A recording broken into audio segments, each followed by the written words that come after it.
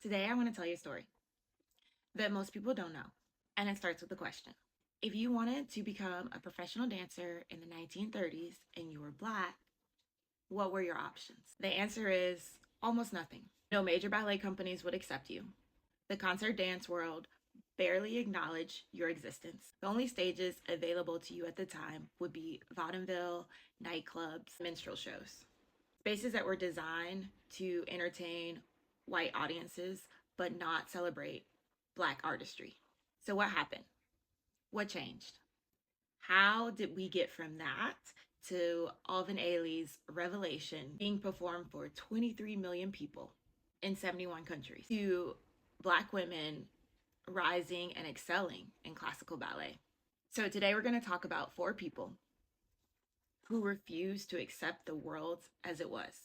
And each one of them opened a door that the next one could walk through. And that's what we're talking about today. Welcome back. My name is Taylor. I'm a dance educator, and this channel is where we go into all things dance, including dance history. So, let's get into it. The story starts with Katherine Dunham.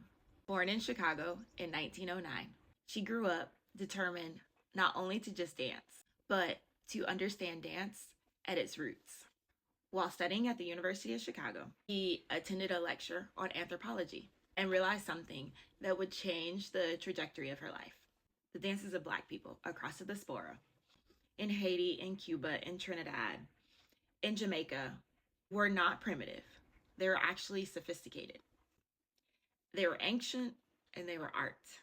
So she applied for a fellowship and traveled to the Caribbean and spent years living among the communities there, studying the movement, filming rituals, and absorbing everything she could.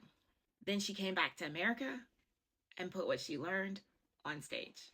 In 1940, she founded the Katherine Dunham Dance Company, the first self-supported Black dance company in America. For almost 30 years, she kept it running. She toured 57 countries on 6 continents. She was the first Black choreographer with the Metropolitan Opera. She opened dance schools in Paris, Stockholm, and Rome. She also created the Dunham technique. So it's a system of movement rooted in African and Caribbean traditions that is still taught today. One of her biographers wrote, "Today it is safe to say there is no Black American dancer that has not been influenced by Dunham technique." So let's read that again.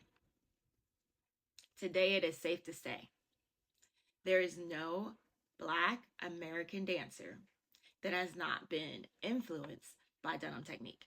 That is truly the size of her impact. And she fought.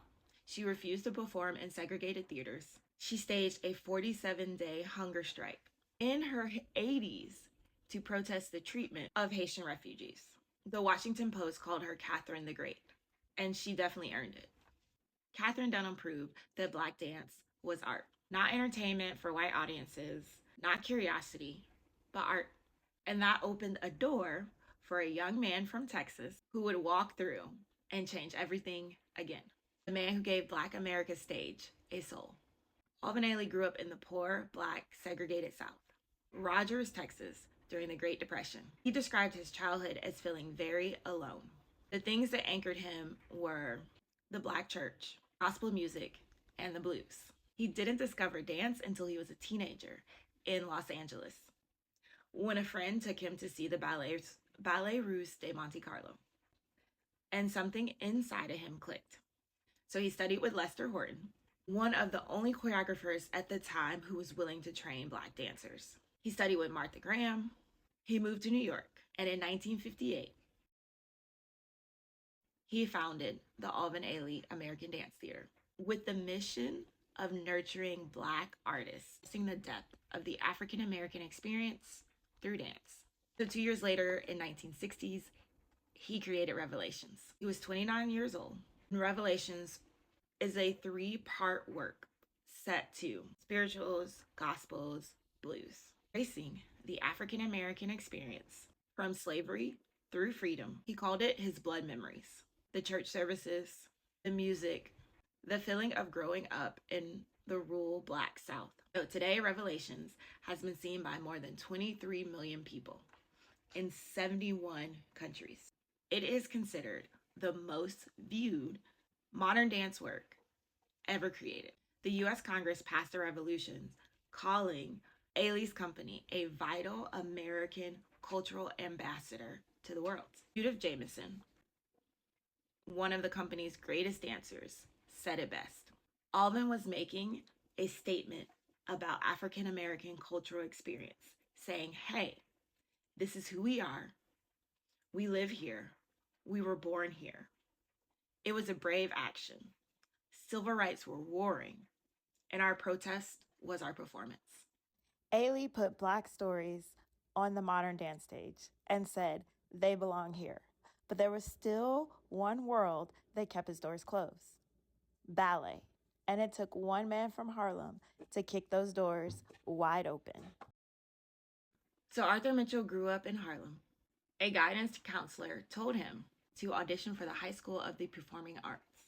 He went in planning to tap dance and discovered ballet. He was so talented that George Balanchine, one of the most important choreographers in ballet history, personally championed him. In 1955, Mitchell joined the New York City Ballet, becoming the first African American dancer in the company's history. By 1962, he was principal dancer. Balanchine created roles specifically for him. So, let me put this all into context. This was before the Civil Rights Act, before the Voting Rights Act. Arthur Mitchell was dancing lead roles for one of the most prestigious ballet companies in the world. Time when Black Americans couldn't even sit at a lunch counter in many parts of the country. So on April 4th, 1968, Dr. Martin Luther King Jr. was assassinated. He was in Brazil at the time working on a commission to help build a national ballet company. He heard the news and got on a plane home. He went back to Harlem. He started teaching ballet classes to kids in a converted garage. He charged 50 cents a week for unlimited lessons. He used $25,000 of his own money. And 2 months later, 400 kids were showing up. In 1969, he and his colleague Carl Shook officially founded the Dance Theater of Harlem, first African American classical ballet company in history. Mitchell later said he wanted to take ballet back to the community where it lives. The garage in Harlem became one of the most celebrated ballet institutions in the world. Mitchell proved that Black dancers didn't just belong in ballet. They could lead it, build it, and bring it home. And decades later, a girl in a motel room in California would prove it at the very highest level. The woman who carried everyone who came before her. Misty Copeland grew up near poverty in San Pedro, California, with a single mother and 5 siblings. At one point, she was living in a motel room. She discovered ballet at 13. In the ballet world, is considered traditionally late. She joined American Ballet Theater in 2001, and in 2015, in ABT's 75-year history, she became the first African American woman ever named principal for that company. 75 years. So let's think about that. Katherine Dunham founded her company in 1940. Arthur Mitchell broke into New York City Ballet in 1955. And it took until 2015 for a Black woman to reach the rank of principal at one of America's premier ballet companies. Misty Copeland knew the weight that she was carrying. At her promotion press conference, she said, "It's not me up here. It's everyone that came before me that got me to this position." She literally stands on the shoulders of giants. In October 2025, Misty Copeland retired from ABT after 25 years. And when she left, there was no longer a Black female principal at the company. And she acknowledged that herself and called it definitely concerning. The work is not finished. But here's what she did. She proved it was possible. Just like Dunham proved Black culture belongs on the stage, Ailey proved Black stories deserve the concert stage. Just like Mitchell proved Black dancers could lead in ballet. Each one opened a door. Each one said, "This space is yours too." Katherine Dunham, Alvin Ailey, Arthur Mitchell, Misty Copeland, 4 people across 80 years of American history, 4 people who looked at the world that told them no and built the yes for themselves. If you are a dancer, if you are a student, if you are a dance teacher, you are standing on the shoulders of every single one of them and so many more. Don't ever forget that. If this video meant something to you, share it, leave a comment. Tell me which one of these 4 people resonates with you and why, and who else, right? So these are just 4 heavy hitters in a long lineage, a long history of talented, capable trailblazers.